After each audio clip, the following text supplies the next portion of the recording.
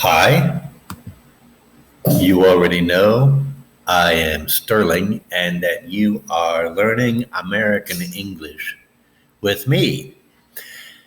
This video is a practice exercise to learn some verbs and how to pronounce their simple past tense forms. So, turn on the subtitles and let's go. We have to be careful for our security all the time. Sometimes in the morning, I watch news reports and I don't like what I hear. For example, in the last 2 weeks, two different people were robbed of their cars. When I moved here, I did not think it would be possible for anyone to rob me. Of course, I have never been robbed. But now I'm starting to think that it is possible to be robbed here. I get a little nervous sometimes when traffic is stopped in a bad part of town. I only started to feel like that last week. One of my friends told me that Santa Fe was a dangerous and bad area. She said that I should be careful about going there to give a class. Then last week, I heard that two cars were stolen in Las Terrazas, where I live, and not in Santa Fe.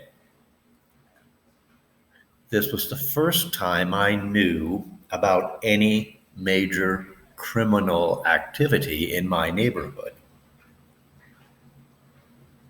I'm happy that the management of our colonia pays attention to security. After the robberies, they already have changed the security procedures. I was not expecting the change when I drove to another koto to visit a friend. Usually, the guard doesn't ask for identification. So I was not expecting that when he asked me. I told the guard that I was pleased that they're paying more attention to security, and I gladly showed him my identification. There's a new security gate system being constructed at the main entrance to Las Terrazas. It features a gate that opens automatically for cars with a special device in the windshield. I also hope they pay more attention to pedestrians.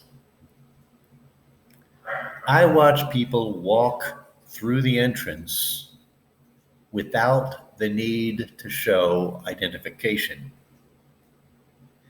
I also have walked through the gate, and nobody asked me to identify myself. Really, it's okay with me to be challenged. I want to be sure that only the right people walk into my neighborhood.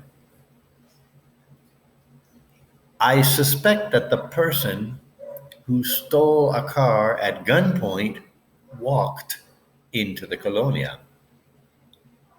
I doubt that he drove in.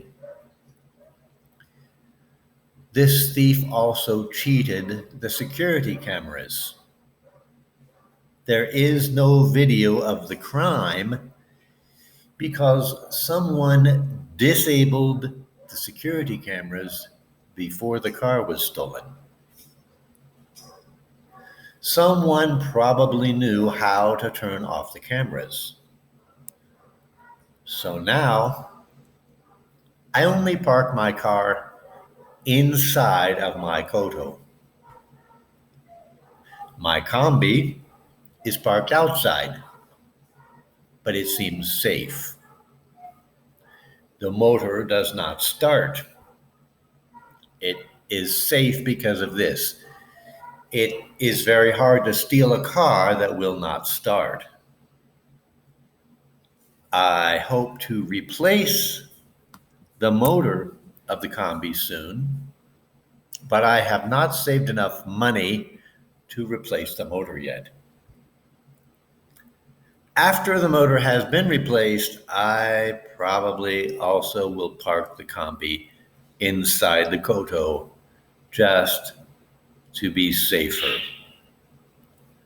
That's the end of the story. So listen for these verbs in the audio and look for their spelling in the subtitles. Go back now, listen to it again, watch the video, listen to it, read the words at the same time as you hear them. This will help you to remember the spelling and will help you to remember the pronunciation.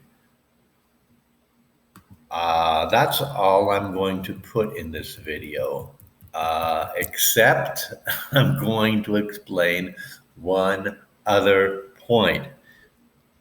The difference between to rob and to steal. En español solo hay la palabra robar, pero en inglés hay to steal y to rob.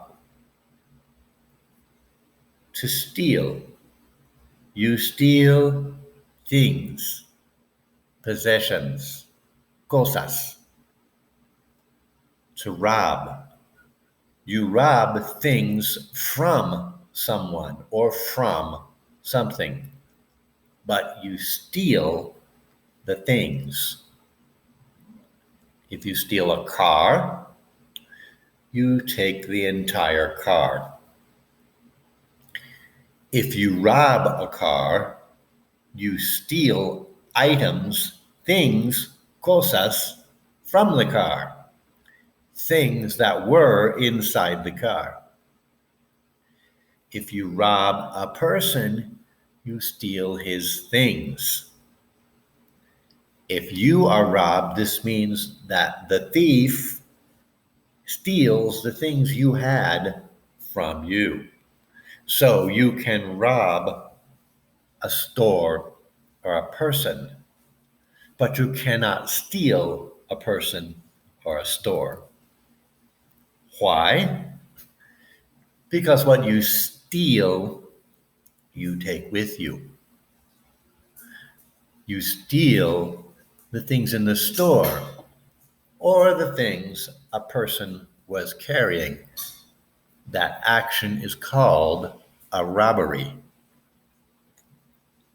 The only possibility of stealing a person is to steal a girlfriend or a boyfriend, because people think of a girlfriend or a boyfriend as a valuable possession.